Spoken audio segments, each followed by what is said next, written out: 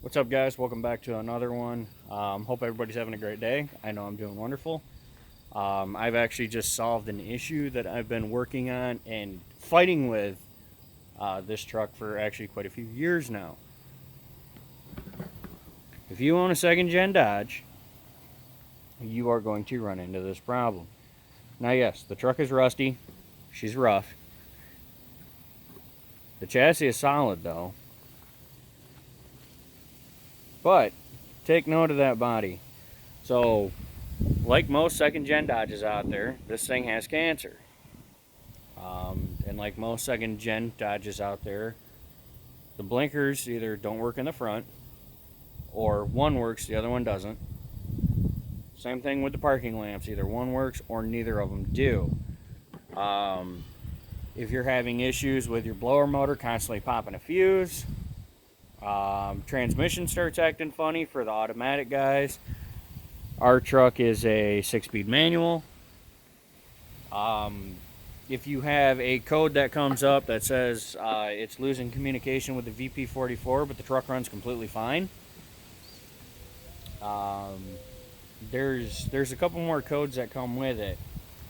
And I've been chasing this problem for a long time. And I mean, I redid all the ground cables, all the battery cables. We added extra grounds to the truck and still couldn't fix our issue up front. Now I'm gonna quit boring you. I'm gonna get right into the point of this. So the ground that the 9 times out of 10, which actually 9.5 times out of 10, there's a lug down there that has multiple grounds on it. It comes with a big spade connector that ties them all in together, and it is grounded from the factory. This is your G101 ground.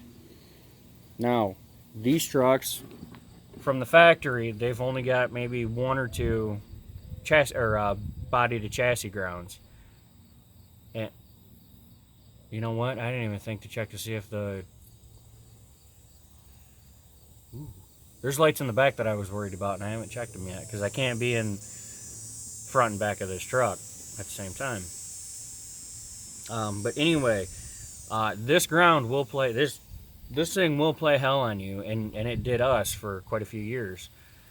And I've been scouring forums. I've been scouring the interweb. Facebook forums are useless because everybody's touching dicks about big rims and fucking lift kits.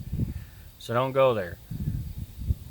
So basically what I'm hoping to do here is, maybe make somebody's day a lot easier. Before you guys start jumping in and going ham and paying a shit ton of money to have a bunch of work done, look into this little bastard. There was, I want to say, like 8 or 9 grounds.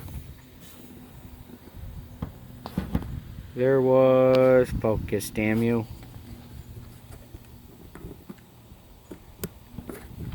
There we go. So that ground right there, I also peeled those 2 off and put them on the same lug. If we zoom in, they actually sit right there on that stud. Well, for me, that stud broke. So I grabbed a 3/8 bolt and I shoved a thick washer underneath it. And I cleaned up the surface area. Let's turn that off.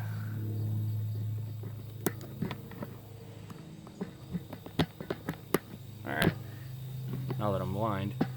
And I cleaned up the surface area. And that's where my whole point on the rust on this truck comes in. So, as you guys know, metal conducts electricity. If that metal is corroded, tarnished, or even paper thin to where it's, quite literally will flake off as it goes down the road, that's a problem. You're not going to get a good ground off of that. Now, when I read, for those of you guys that are new to this channel, if you'd like, go back to some of my older videos and you will actually see the teardown of this truck. We actually had all the guts out of it. And I redid the chassis, I redid the, cleaned up the transfer case, cracked the transmission open, didn't need to refurbish anything because it looked amazing. And I completely regasketed the motor, cleaned everything up, painted it, took care of it, made sure that all my grounds were fresh. I added body to chassis grounds. I'm gonna add a couple more just because, you know, you really can't have too many. So the underside of this truck is mint. You can eat off of it, and I'm very, very proud of it. Suspension steering, the same thing. I cleaned everything up, and you can eat off of it. Yeah, there's the airplane, huh? Where's the airplane?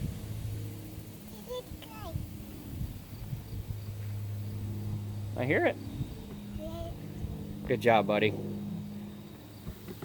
So anyway, there's plenty of meat for this thing to bite onto, and again, you really can't have too many grounds, especially on a truck like this.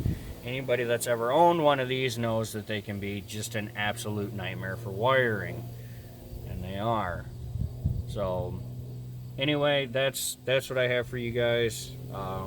The other thing that I ended up doing is this ground right here. I actually ran that sucker down, and I put it on that terminal that I made as well, just a little added insurance. So anyway, that's it. That's all that I have for you guys. I know there wasn't a whole lot going on. I know it was a lot of talking, but again, I know a lot of second gen owners. Luke, actually, if you're watching this, bud, half the issues you have in the front of your truck you had the same thing going on here, so I guarantee you that little bastard down there will help you out. But anyway, thanks for stopping in. Again, really hope this helps some of you guys. Hope it saves you some money and some headache.